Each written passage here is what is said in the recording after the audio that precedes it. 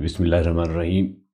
So, in continuation of our discussion on transformation of stresses, so far we have learned what exactly is the stress at a point, and then we discuss state of a stress and plane stress. We discuss all these concepts, and today, inshallah, we will be discussing the transformation of stresses. So plane stress के बारे में हमने अच्छा खासा discussion, काफ़ी detail discussion की है अपने लास्ट 2 लेक्चर्स में, और आज जो जिस तरीके से हमने उस लेक्चर में थोड़ा बहुत एक्सप्लेन किया था कि क्यों हमें ज़रूरत पेश आती है कि हम स्ट्रेस एक स्टेट ऑफ स्ट्रेस को ट्रांसफॉर्म करें और किसी दूसरे प्लेन पे उसको मालूम करने की कोशिश करें, क्योंकि उसकी अहमियत को हमने ऑलरेडी डिस्कस काफ़ी डिटेल में कर लिया है।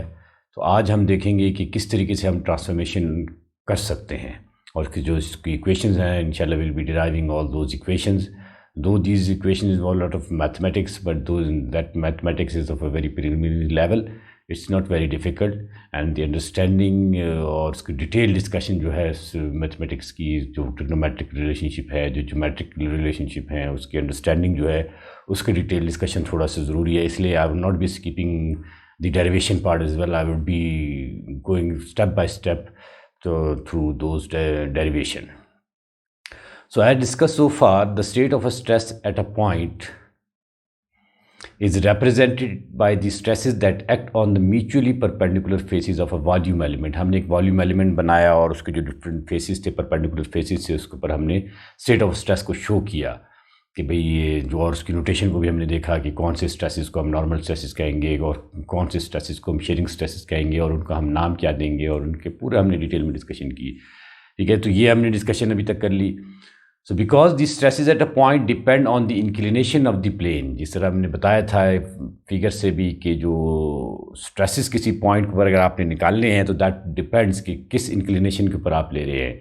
अगर वो आप परपेंडिकुलर प्लेन ले रहे हैं तो उसके ऊपर स्टेट ऑफ स्ट्रेस डिफरेंट होगा, और जैसे जैसे आप उस प्लेन को रोटेट करते चले जाएंगे तो state of the stress on this plane would start differing, और उसका जो स्टेट है डिफर होना शुरू हो जाएगा. लेकिन क्या होगा, जो initial state of the stress थी उसी की मदद से हमने कहा कि हम ये जो डिफरेंट प्लेन के ऊपर स्ट्रेसेस आ रहे हैं उसको हम मालूम कर सकते हैं. तो यही वो बात है, the stresses on the faces of the element very. जो एलिमेंट के जो स्ट्रेसेस हैं वो वेरी होना शुरू हो जाते हैं as the orientation of the element is change, जैसे जैसे उसकी ओरिएंटेशन हम चेंज करते हैं. The mathematical relationship that describe this variation, अब ये वेरिएशन क्या होगी in the form of the initial state of the stress, जो कि given state of the stress कहलाती है, उसके हिसाब से जो डिफरेंट ओरिएंटेशन के ऊपर आप स्ट्रेसेस निकालना चाह रहे हैं, ठीक है, उसकी जो मैथमेटिकल रिलेशनशिप है वो क्या है, ये ट्रांसफॉर्मेशन ऑफ जो प्लेन स्ट्रेसेस है ये उसी का नाम है. So in this lecture we derive the transformation equation for plane stress. हम प्लेन स्ट्रेस जो है उसकी ट्रांसफॉर्मेशन इक्वेशन निकालेंगे, हम ट्राइएक्सियल की, और जो वॉल्यूम एलिमेंट है उसकी हम नहीं निकालेंगे. And then use them to find the maximum and minimum stresses at point, क्योंकि ये हमने इस चीज़ की अहमियत को लास्ट टाइम बड़ी डिटेल में डिस्कस किया था कि क्योंकि हमें मैक्सिमम और मिनिमम स्ट्रेसेस एक पॉइंट के ऊपर चाहिए होते हैं. मैंने आपको बताया था कि चाहे हम बीम कर रहे हों जिसमें हम फ्लेक्सुरल स्ट्रेसेस और शेयरिंग स्ट्रेसेस फाइंड कर रहे होते हैं, चाहे हम टॉर्जनल स्ट्रेसेस ले रहे हो एक शाफ्ट के ऊपर, ठीक है, तो जितने टाइप ऑफ स्ट्रेसेस हमने पढ़े हैं, यूनी एक्सियल को भी पढ़ा है, तो उस टाइप ऑफ स्ट्रेसेस में हमने मोस्टली जो सेक्शन को लिया था वो नॉर्मल सेक्शन को लिया हुआ था. अब हमने ये बात की थी कि जैसे जैसे हम उसको प्लेन को वेरी करते हैं, जो नॉर्मल सेक्शन है उसके ऊपर स्ट्रेसेस मैक्सिमम नहीं होते. तो ऐसे कौन से प्लेन होंगे कि जिसके ऊपर नॉर्मल स्ट्रेसेस होंगे, तो वो प्लेन जो है वो फिर मैक्सिमम और मिनिमम स्ट्रेसेस उन प्लेन के ऊपर हम निकालने के लिए हमारी इंटरेस्ट है. तो जब हम ट्रांसफॉर्मेशन इक्वेशन मालूम कर पाएंगे, जब हमें ये पता चल जाएगा कि भाई हम किस तरीके से एक गिवन स्टेट ऑफ स्ट्रेस जो कि एक परपेंडिकुलर म्यूचुअल परपेंडिकुलर प्लेन के ऊपर लग रहा है, उसकी मदद से हम किसी डिफरेंट ओरिएंटेशन के प्लेन के ऊपर हम अपने स्ट्रेसेस निकाल सकते हैं, तो फिर उसमें से हम देखेंगे कि उन प्लेन में से कौन से प्लेन के ऊपर वो स्ट्रेसेस मैक्सिमम है. ठीक है ना, तो ये हमारे लिए बड़ी यूज़फुल इन्फॉर्मेशन हमें दे देते हैं, और यही हम निकालने के लिए हम ये ट्रांसफॉर्मेशन इक्वेशन डिराइव करेंगे, और फिर उसको इस्तेमाल करते हुए हम maximum in plane shearing stresses, maximum in plane normal stresses, और फिर मिनिमम नॉर्मल स्ट्रेसेस, मैक्सिमम और मिनिमम शेयरिंग स्ट्रेसेस, इस तरीके से जो जिस किस्म की करैक्टरिस्टिक आपको स्ट्रेसेस की चाहिए होंगी, you can very easily find out from those transformation equations. ठीक है, तो अब ट्रांसफॉर्मेशन इक्वेशन के लिए कि ये जो फिगर ए है, this shows the state of a plane stress. Figure A, this one is the figure A, this is not the figure A, this one is the figure A, shows the plane state of a plane stress at a point. जिस तरह आप जानते हैं, हमने पहले भी ये figure बनाई है कि ये एक जो है वो प्लेन स्ट्रेस की फिगर है और उसके ऊपर एक स्टेट ऑफ स्ट्रेस हमने नॉर्मल स्ट्रेसेस, शेयरिंग स्ट्रेसेस, यहाँ वाई फेस के ऊपर हमने बताया था कि ये एक्स फेस है, ये वाई फेस है, और जो फर्स्ट सबस्क्रिप्ट है that denote the face and the second subscript denote the direction of the stress. So this figure shows the state of plane stress at a point where the reference plane, faces of the element, जो reference plane कहलाता है वो faces of the element है. जैसे अगर आप इस plane में देख रहे हैं तो faces of the element किसी और एक्सिस के साथ वो नॉर्मल हैं, और जो आपका ये वाला एक्सिस है एक्स वाला, इसके साथ ये एक सर्टेन एंगल बना रहे हैं. ठीक है, तो ये जो पर्टिकुलर चीज़ है ये perpendicular to the X and Y axis है. इस अगर फिगर के अंदर देख रहे हैं इसके जो फेसेस हैं ये और ये परपेंडिकुलर है. This face is perpendicular to Y axis and this face is perpendicular to X axis. ठीक है, तो this is what the figure A is.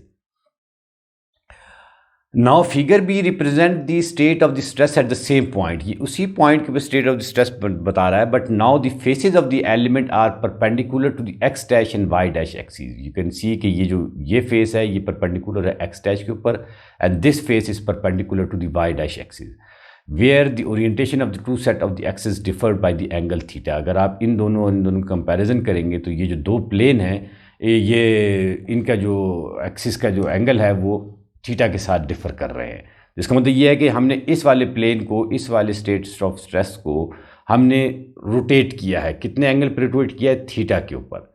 अब उस रोटेशन के बाद जो फेस बन रहा है उसके ऊपर जो परपेंडिकुलर है वो that is sigma x dash, और जो वाई डैश फेस के ऊपर परपेंडिकुलर बन रहा है that is sigma Y dash. And we are interested in finding out the values of the sigma x dash and the sigma Y dash and tau x dash Y dash with the help of this given state of the stress. तो state of the stress जो given होगी वो ये वाली होगी. ठीक है, and with the help of this given state of stress we are looking to find a relationship that would give us the unknown values of the sigma x dash, sigma Y dash and tau x dash Y dash on the axis जो कि X dash और Y dash axis है. तो ये transformation equation हमें सारी की सारी चीज़ इंफॉर्मेशन दे रही होंगी. ठीक है, तो दिस इज द फिगर ए. अब हमने करना क्या है, ये जो ए हमने कट किया हुआ है, ये ए आप देख रहे हैं कि थीटा एंगल बना रहा है. तो इस पर्टिकुलर प्लेन्स को हमने रोटेट किया है कितने डिग्री के ऊपर? थीटा डिग्री के ऊपर, और वो हमें फिर ये वाली चीज़ मिल रही है. ठीक है, तो ये इनिशियली आपको फिगर का समझ लेना ज़रूरी है, ताकि आपको पता चले कि हम क्या करना चाह रहे हैं और क्यों करना चाह रहे हैं. तो क्यों करना चाह रहे हैं इसका तो हमने जवाब आपको दे दिया कि हम जो given state of the stress है उसके ज़रिए से है किसी हम unknown state of the stress को हम मालूम करने की कोशिश करेंगे, जो कि एक डिफरेंट ओरिएंटेशन पे होगा, लेकिन पॉइंट वही कंटेन कर रहा होगा जिस पॉइंट के ऊपर आपका given state of the stress है. ऐसा नहीं है कि आप किसी और पॉइंट के ऊपर जा करके ले रहे हों. ठीक है, तो अगर इसकी थोड़ी बहुत मैं एक्सप्लेनेशन आपको फर्दर दे दूँ,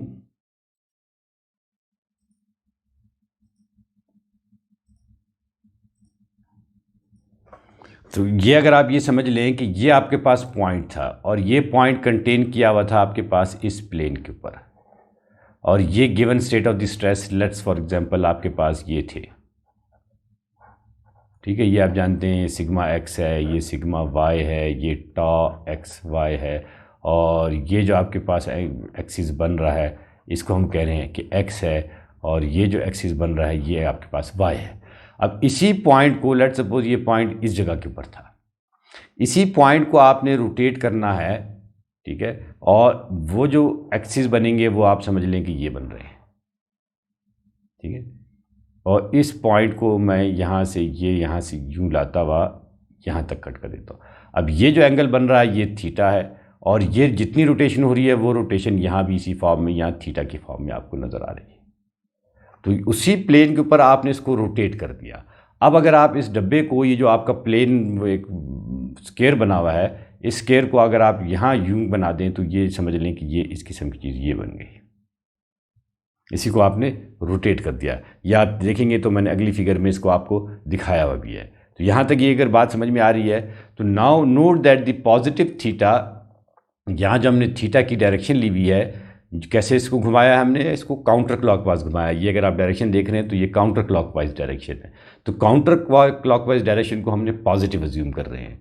the positive theta is measured in a counter clockwise direction from the X axis to the x dash axis, X से जो एक्स डैश एक्सिस की वो इंक्लिनेशन है, जो रोटेशन है, that is considered to be positive if it is counter clockwise. अगर आप इसको डाउनवर्ड नीचे की तरफ ले लेते तो फिर ये नेगेटिव थीटा आ जाता।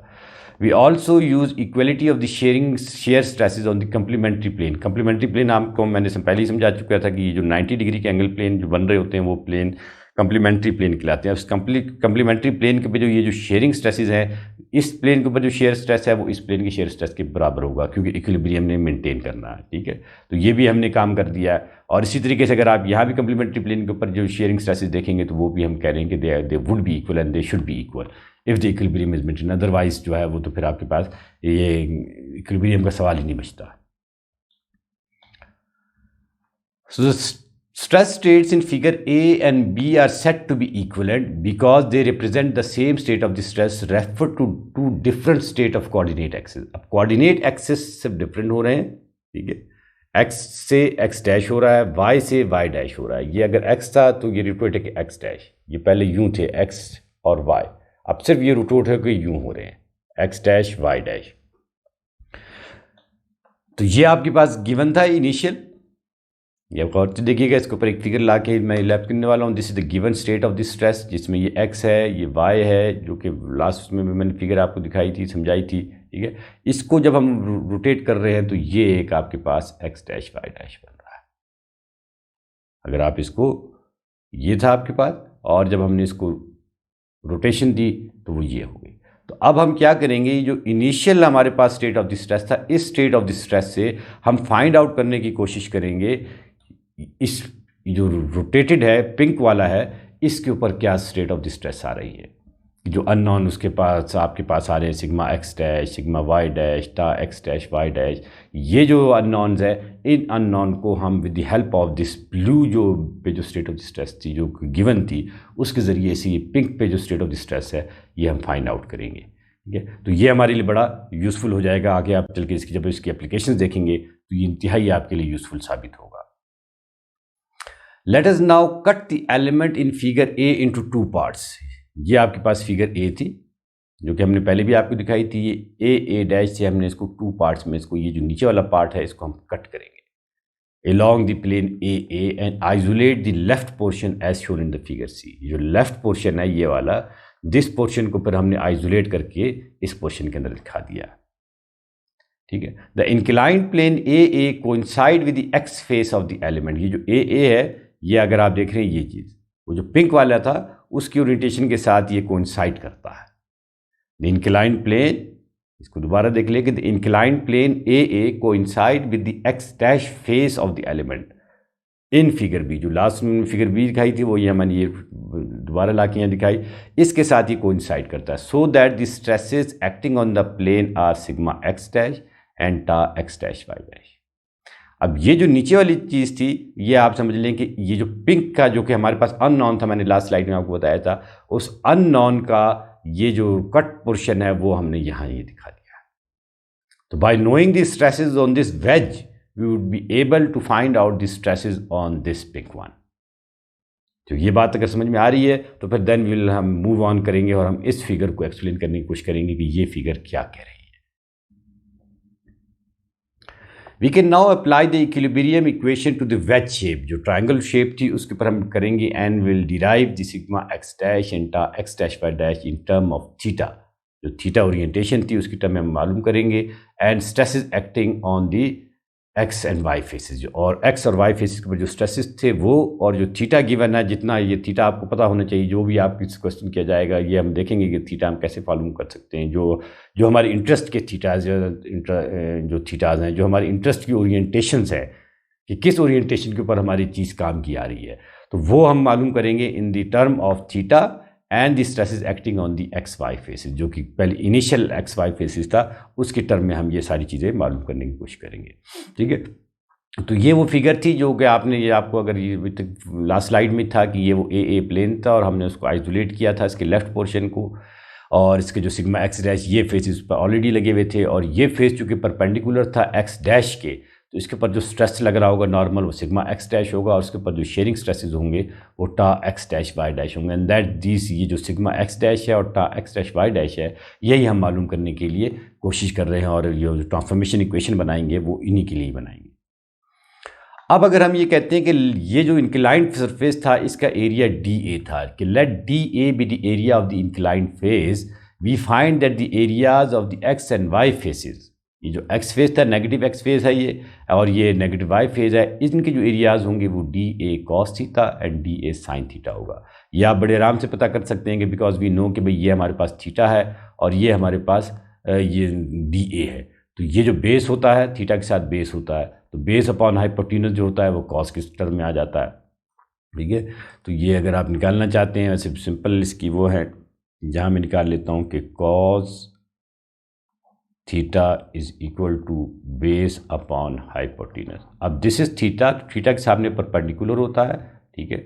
ये मैं लिख देता हूँ कि परपेंडिकुलर है, ये मैं लिख देता हूँ कि बेस है, और ये मैं लिख देता हूँ कि हाइपोटेन्यूज है। तो बेस अपॉन हाइपोटेन्यूज, बेस हम मालूम करने जा रहे हैं कि विच इज़ अननोन, कि हमने पता करना है कि उसके ऊपर एरिया कितना होगा, और हाइपोटेन्यूज जो है हम वो कह रहे हैं कि उसका area is D A. So this implies that कि जो बी है that is equal to D A cos of theta, ठीक है। इसी तरीके से जो हमारे पास ये परपेंडिकुलर है that would comes out to be D A sine of theta.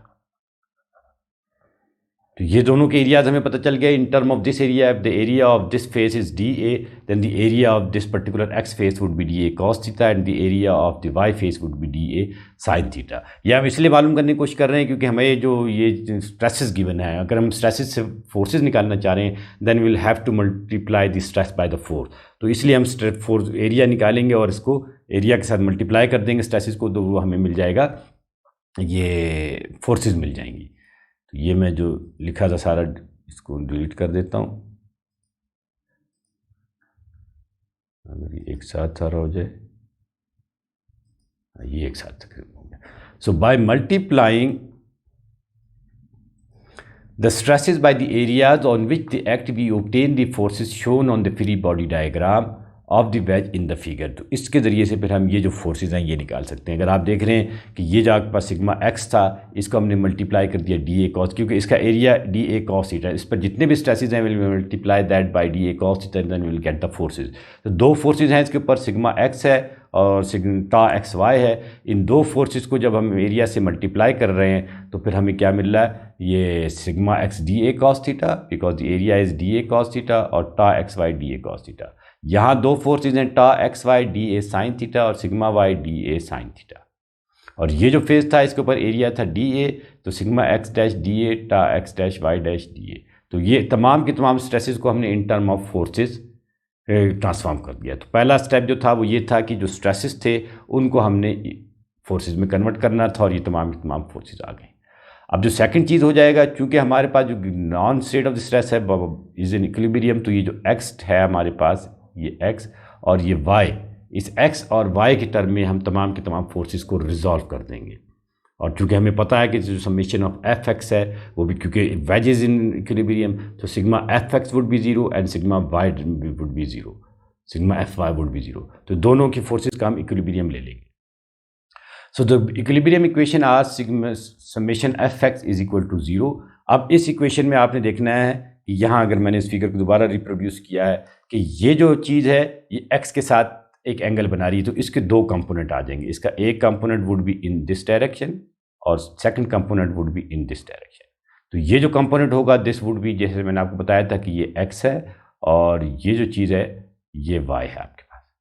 तो इसका जो कंपोनेंट एक्स की फॉर्म में है वो क्या हो जाएगा, sigma X D A cos theta, क्योंकि ये दिस वाज द फोर्स और this was the resolution of that force along the x component.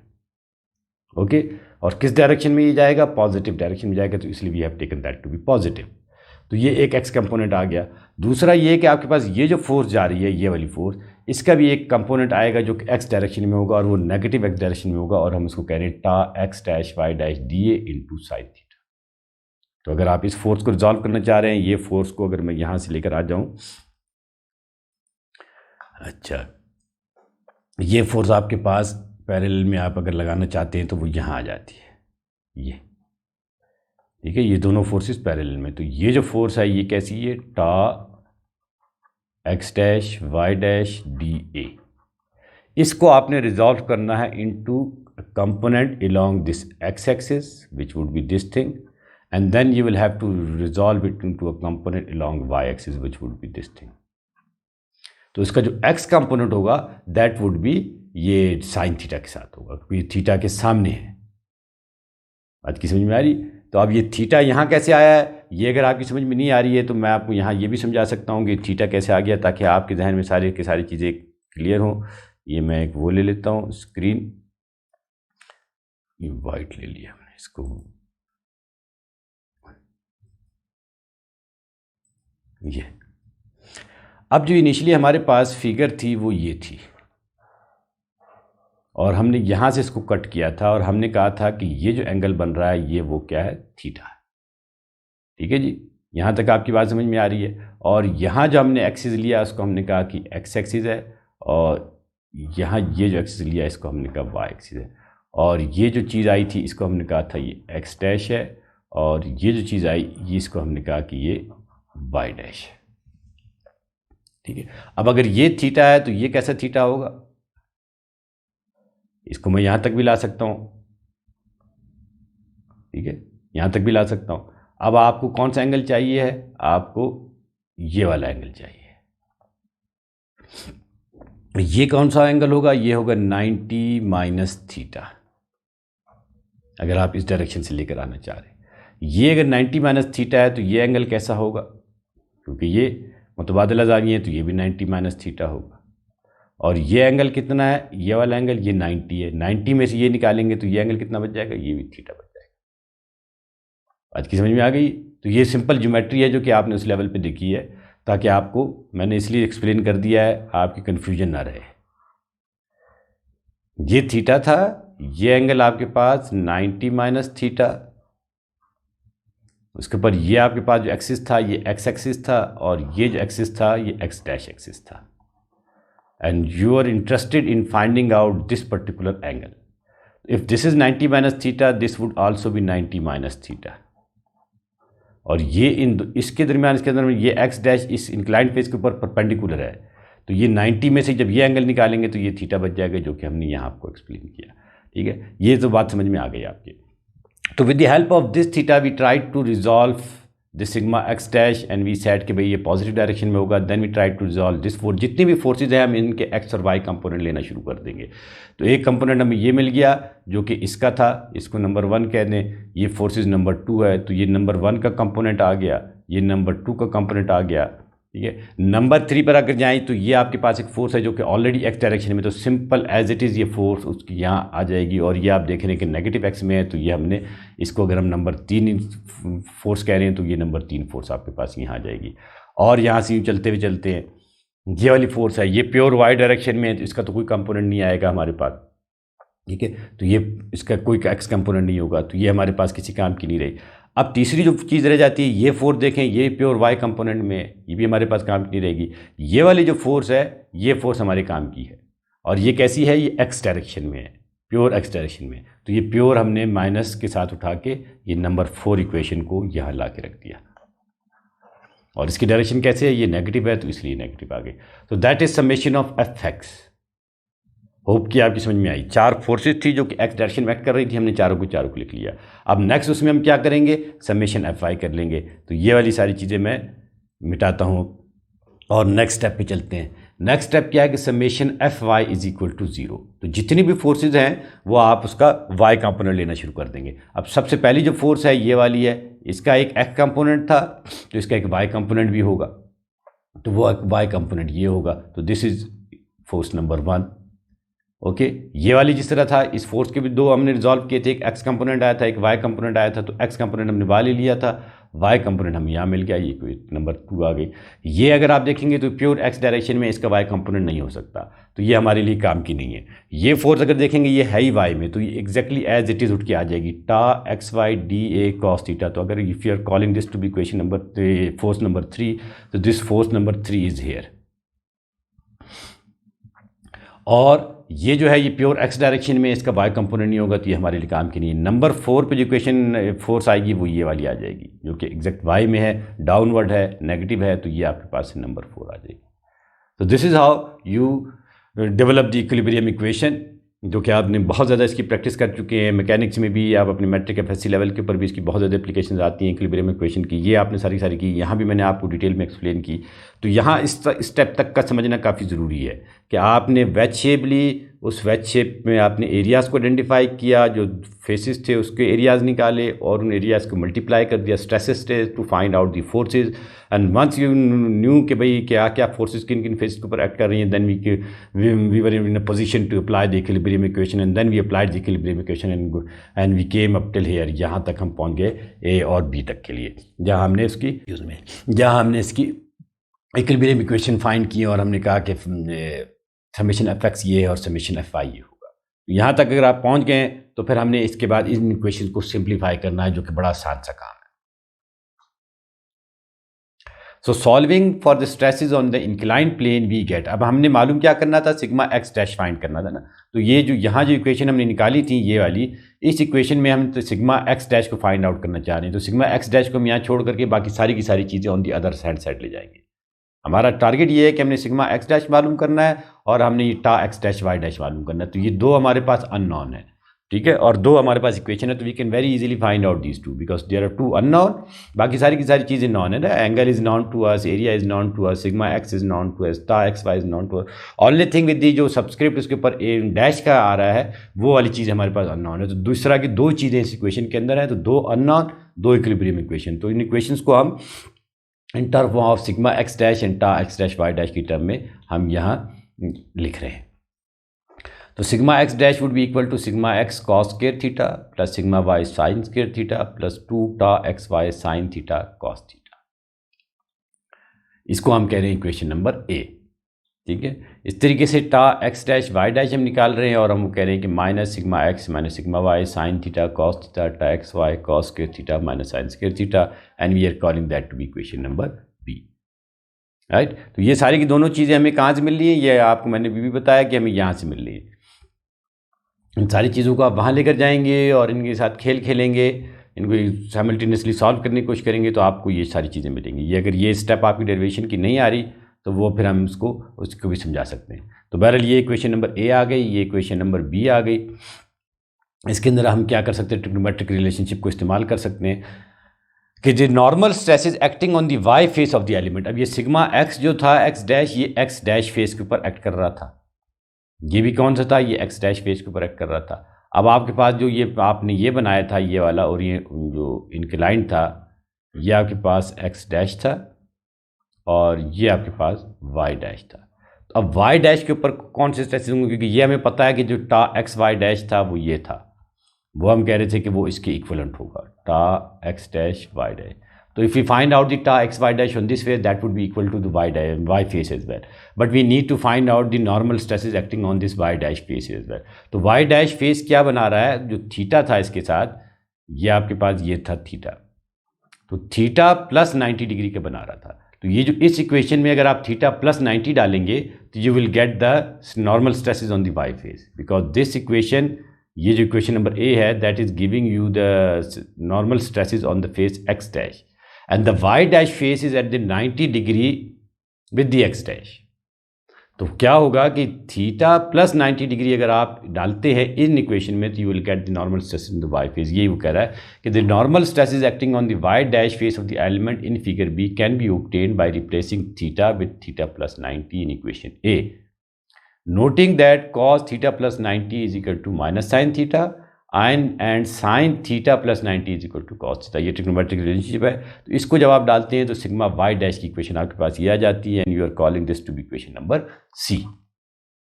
तो तीन अननोन थे, तीनों अननोन हमें मिल गए। हमें सिग्मा एक्स डैश भी मिल गया, टा एक्स डैश वाई डैश भी मिल गया, सिग्मा वाई डैश भी मिल गया। वी कैन सिंपली हम आप स्टेज के ऊपर ये कर सकते हैं, ट्रांसफॉर्मेशन इक्वेशन हमें मिल गई हैं। अब हम इनको मज़ीद जो ईजी टू अंडरस्टैंड और ईजी टू मेमोराइज टाइप की जो इक्वेशन होगी उसमें हम थोड़ा सा ट्रिग्नोमेट्रिक रिलेशनशिप इस्तेमाल करके इसको सिंप्लीफाई करेंगे। तो equation A to C are the stress transformation equations Another form of this equation is obtained by substituting the trigonometric relationship. ये trigonometric relationship अगर आप इस्तेमाल करें जो कि ऑलरेडी बुक्स में गिवन होती हैं कि cos square theta is equal to 1 plus cos 2 theta, sine square theta इसके बराबर होगा, साइन थीटा cos थीटा इसके बराबर होगा। इन तीन रिलेशनशिप को हम इक्वेशन A to C जो थी उसके अंदर डालेंगे तो हमें क्या मिलेगी। इक्वेशन A जो थी वो हमने ये डिराइव की थी, ये डिटेल में कर रहा हूँ। ये this was equation A that we derive in the last slide. तो यहाँ कॉस स्क्वायर थीटा की बजाय हम ये डाल देंगे, साइन स्क्वायर थीटा की बजाय हम ये डाल देंगे, और साइन थीटा कॉस थीटा की जगह पे हम ये डाल देंगे। तो देखते हैं कि ये डाल के हमारे पास क्या होता है। ठीक है, तो ये कॉस स्क्वायर थीटा की जगह पे आ गया, ये साइन स्क्वायर थीटा की आ गई, और ये हाफ साइन 2 थीटा हमें यहाँ से मिल गया। ये मिला, इसको हमने मल्टीप्लाई कर दिया sigma X divided by 2 plus sigma X cos 2 theta divided by 2 plus sigma Y divided by 2 plus into minus minus, इनको एक्सपेंड कर रहे हैं। ठीक है, यहाँ तक पहुँचे। अब ये sigma x plus sigma Y इसको हम एक साथ लिख सकते हैं, sigma x plus sigma Y divided by 2 यहाँ लिख दिया। सिग्मा एक्स ये वाली चीज़ और ये वाली चीज़ minus sigma Y, cos 2 theta इसमें भी है, कॉस 2 थीटा इसमें भी है, तो कॉमन ले लिया। Sigma x minus sigma Y divide by 2 into cos 2 theta plus tau X Y sine 2 theta. तो ये एक मज़ीद जो है एक आसान फॉर्म में हमें एक फिगर नज़र आ गई। ये these are all the given state of the stress. ये सारी वो चीज़ें हैं जो वी ऑलरेडी नो, थीटा भी ऑलरेडी नो, जितना आपने उस प्लेन को जो प्लेन स्ट्रेस था उसको आपने घुमाया है जितने एंगल के ऊपर, ये वो एंगल है। और ये सिग्मा एक्स सिग्मा वाई टा एक्स वाई ये वो स्टेट ऑफ स्ट्रेस है जो कि गिवन थे आपके पास। ओके, तो ये इक्वेशन ए मिली, ये इक्वेशन बी थी आपके पास। इस इक्वेशन बी को भी हम छेड़खानी कर देते हैं, इसके अंदर सारी चीज़ें डाल देते हैं। साइन थीटा कॉस थीटा की जगह पे ये डाल दिया, cos square theta minus sine square theta की जगह पे ये डाल दिया, और इसको सिंप्लीफाई करते हैं तो you will get in this form. Right, equation C को देख लेते हैं, वो क्या होती है। इक्वेशन सी ये है, sign square theta cos square theta, वही ट्रिग्नोमेट्रिकल जिस तरह मैंने इक्वेशन ए में आपको डिटेल में स्टेप वाइज समझाया, वो उसी तरीके से हम यहाँ भी डाल देंगे। ये साइन स्क्वायर थीटा की वैल्यू है, यहाँ आ गई, ये कॉस स्क्वायर थीटा की वैल्यू ये आ गई, साइन थीटा कॉस थीटा की वैल्यू ये आ गई। इसको उसी तरीके से एक्सपेंड करेंगे जिस तरीके से हमने वहाँ एक्सपेंड किया था, ये वो एक्सपेंशन आ गई, और जब इसको इस फॉर्म में लिखा तो ये सिग्मा वाई डैश आ गया। तो अब with the help of this हमने डिराइव कर लिया कि this is the sigma x dash, this is the sigma Y dash, and this is the sigma ये टा एक्स डैश वाई डैश। तो equation 1, 2 and 3 are the simplified form of the transformation equation, and with the help of this transformation equation you can find out the values of the stresses, normal stresses and the shearing stresses on any plane that would be oriented at any non-angle theta, and you would be able to find out these stresses with the help of the given state of the stress.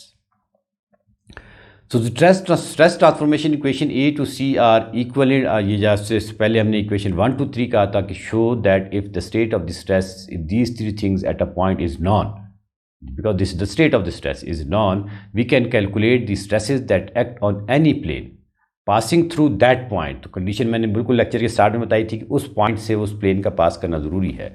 It follows that if the original state of the stress in figure is non, then the stress transformation equations enable us to obtain the equivalent state of stress in the figure B. अगर A का आपको state of the stress non है जो फिर वो B वाला था, उसका आप state of the stress with the help of these transformation equation find out कर सकते हैं। तो आई होप कि ट्रांसफॉर्मेशन इक्वेशन काफ़ी इंटरेस्टिंग लगी होंगी और बड़ी यूज़फुल है। इसका जो एप्लीकेशन आप देखेंगे, जो नेक्स्ट इंशाल्लाह हमारा हम थोड़ा सा ब्रेक लेंगे और जो नेक्स्ट लेक्चर होगा उसके अंदर मैं फिर इसकी मदद से किस तरीके से हम मैक्सिमम स्ट्रेसेस और मिनिमम स्ट्रेसेस को फाइंड आउट कर सकते हैं, वो हम कैसे निकाल सकते हैं, कितने वो हमारी यूज़फुल इंफॉर्मेशन हमें ट्रांसफॉर्मेशन इक्वेशन दे सकती हैं, तो we would be able to find out those. ठीक है, तो inspection of equation 1 and 2 reveals, यहाँ जो इक्वेशन 1 और 2 को अगर आप देखेंगे जो सिग्मा एक्स और सिग्मा वाई है, अगर इसमें आप देख रहे हैं तो ये जो सारी की सारी चीज़ है वो आपको यहाँ भी नज़र आ रही है। यहाँ सिर्फ प्लस और माइनस का फ़र्क नज़र आ रहा है, यहाँ सिर्फ आपको प्लस और माइनस का फ़र्क नज़र आ रहा है। They are very much same. Reveal that कि अगर आप इसको इस तरह ऐड कर लें कि sigma x dash plus sigma Y dash, तो ये पूरी की जो पहली ब्रैकेट नज़र आ रही है ये सारी की सारी सिग्मा एक्स डैश, ये दूसरी की दूसरी सारी सिग्मा वाई डैश। इसको फर्दर थोड़ा सा आप एक्सपेंड करते हैं तो आप ये देखेंगे कि ये वाली चीज़ कट हो जाएगी आपके पास, ये प्लस है ये प्लस है तो ये कट नहीं हो रही। ठीक है, ये दोनों को आपने ऐड कर लिया, ये एक प्लस में आ गया, तो इससे आपको ये जो चीज़ है ये sigma x minus sigma Y divide by 2 cos 2 theta, ये प्लस में है ये माइनस में है, तो ये वाली चीज़ इस वाली चीज़ से कट हो गई। ये हमने कट लगा दिया। ये प्लस था एक्स वाई साइन 2 थीटा है, ये माइनस था एक्स वाई साइन 2 थीटा है। ये सारी की सारी चीज़, ये सारी की सारी चीज़ से कट हो गई। तो आपके पास बचा क्या? ये वाली चीज़ बच गई और ये वाली चीज़ बच गई। ठीक है, इन दोनों को जब आप एडअप करते हैं तो ये दो दो से कट जाता है, तो आपके पास क्या मिलता है? Sigma x plus sigma y. तो अगर आपको यहाँ से जो यूजफुल इन्फॉर्मेशन मिल रही है कि ये वो है जो कि नई ओरिएंटेशन के ऊपर नॉर्मल स्ट्रेसेस है on the x and y face, तो summation of the normal stresses on the x dash Y dash face is equal to the summation of normal stresses on the x face and y face. तो ये आपको कैसे मिल रहे हैं कि ये invariant है, ये चेंज नहीं होते। So in other word the sum of the normal stresses is invariant. जो नॉर्मल स्ट्रेसेस का सम है वो इनवेरिएंट, जो गिवन स्टेट ऑफ स्ट्रेस पे जो सम होगा वो किसी भी आप ओरिएंटेशन के ऊपर चले जाएंगे तो वो इनवेरिएंट है regardless of the orientation of the theta. तो ये एक और यूजफुल इन्फॉर्मेशन मिली। इस तरीके की और भी बहुत सारी यूजफुल इन्फॉर्मेशन मिलेंगी जो कि हम आगे चल के डिस्कस करते जाएंगे। So that is it does not depend on the orientation of the element. तो जो सम ऑफ द नॉर्मल स्ट्रेसेस है वो ओरिएंटेशन के ऊपर डिपेंड नहीं करता। नो मैटर आप इसको कितना भी रोटेट करेंगे तो आपको जो दोनों का रिजल्ट मिलेगा वो initial given state of the stress पर नॉर्मल स्ट्रेसेस के समेशन के इक्वलेंट ही आएगा। ठीक है, तो थैंक यू वेरी मच। ये यहाँ तक जो भी आपके इश्यूज़ हैं तो डू आस्क, ताकि फिर हम जो है नेक्स्ट लेक्चर में इंशाल्लाह हम इसकी मज़ीद एप्लीकेशन जो प्रिंसिपल स्ट्रेसेस और प्रिंसिपल प्लेन है उसको एक्सप्लेन करेंगे और उसको आपको समझाने की कोशिश करेंगे।